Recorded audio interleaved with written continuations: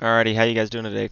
Um, I think I've done all I want to do with the like basic in-game part of this series. So now we're gonna go on to the miniature games and games to try to inspire some of you players who maybe are not so familiar with some of these really crazy games. So this first game here is played by Paul Morphy versus an unknown player playing black. In 1850. Paul Morphy was one of the stronger American players back then. He was really known for his incredible attacking skill and combinative vision. Um, and actually, I think I've had the opportunity to play a game similar to this once, which I was very proud of. Alrighty, so Paul Morphy opens up with e4.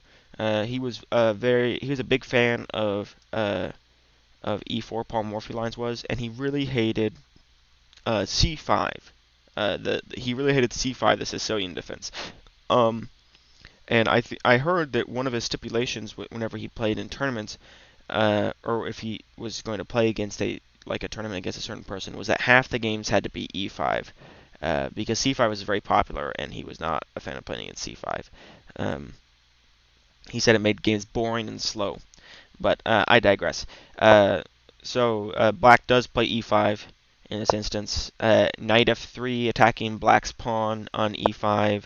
Knight c6 defending the pawn. And d4. This is known as a Scotch defense now. Really common is and just like knight f6 is very common.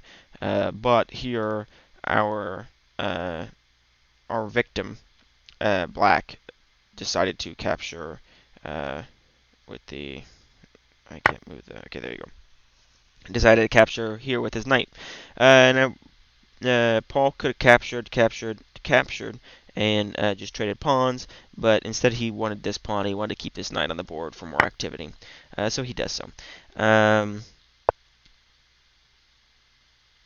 Black retreats his knight because now it was unprotected, attacked by the queen. Um, White develops his bishop to one of the most active files it can be on, and as you can already see, White is already building up pressure on this f7 point. The knight is the only thing blocking the way of some nasty stuff coming on. For instance, uh, if the knight moved, then uh, White could be faced with check here, forcing the king to move, giving up his castling rights, or even knight captures, in which the king and the queen and the rook are forked, and after you move the queen, you'll pick up the rook. But our victim today was not so poor in his play.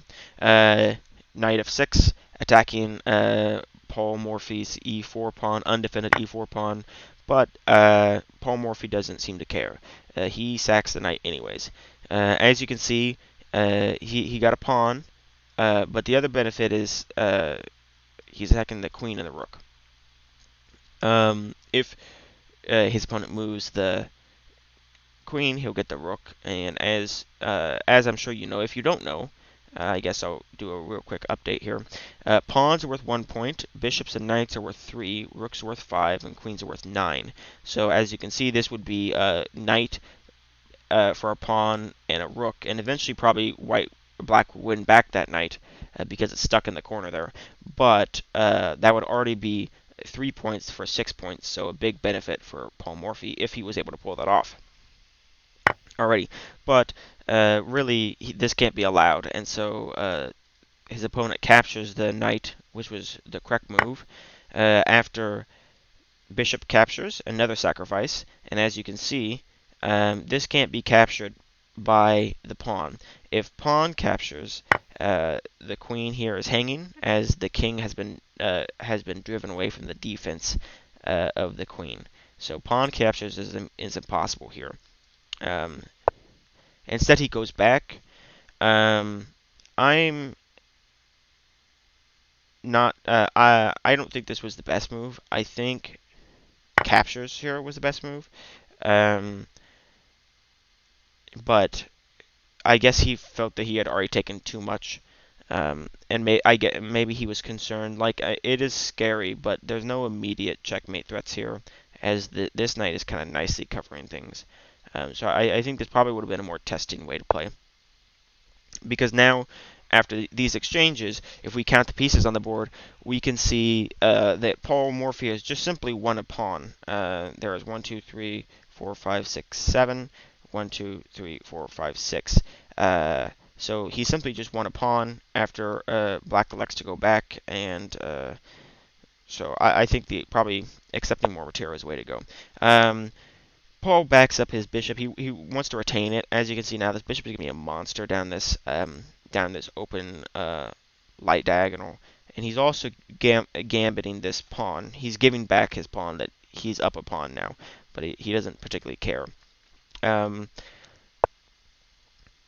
Black could take it, but at this point in time, that would just allow White to castle and to get his rook out to attack the opponent's king.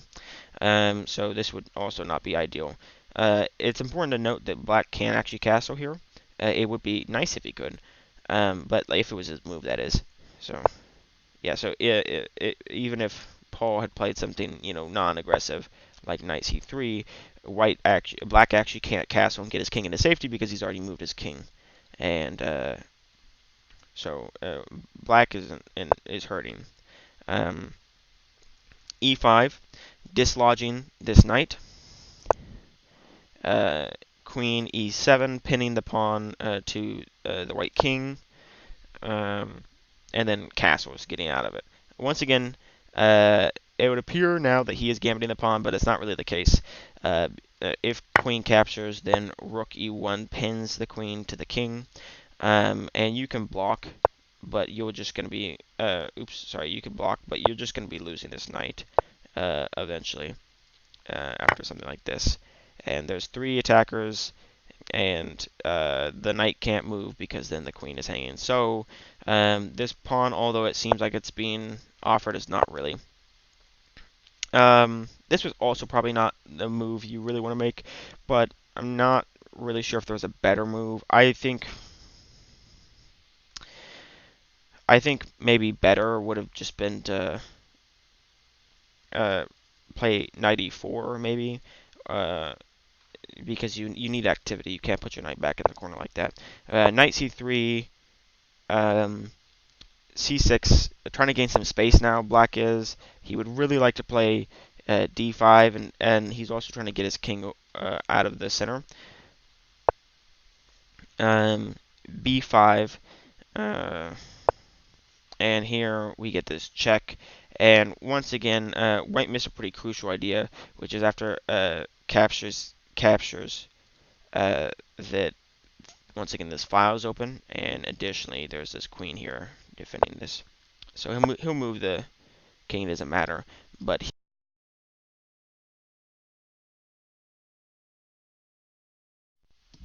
here comes the real point. Sorry about that. Of this combination is if the king comes over. Paul had his wonderful move. Now his bishop isn't defended, and so it seems like there's been an error made. But if captures, then knight check, winning the queen, as the bishop brings the queen the into the perfect square to be forked. So pretty devastating move, and the game would have continued, although it would have been really not great for Black if he had instead played King F8. Here he would have to sacrifice a knight, and this would just be uncomfortable. But it would have been playable. But instead, lucky for us, he chose the beautiful Bishop G5 move, which allowed for this wonderful tactic here, forking the queen, rook, and king. That's a royal fork. Alrighty, I hope you enjoyed the video today. If you have any questions about the game or any questions about chess, just let me know down in the comments, and I'll try to get to you. I hope to see you around again. Bye-bye.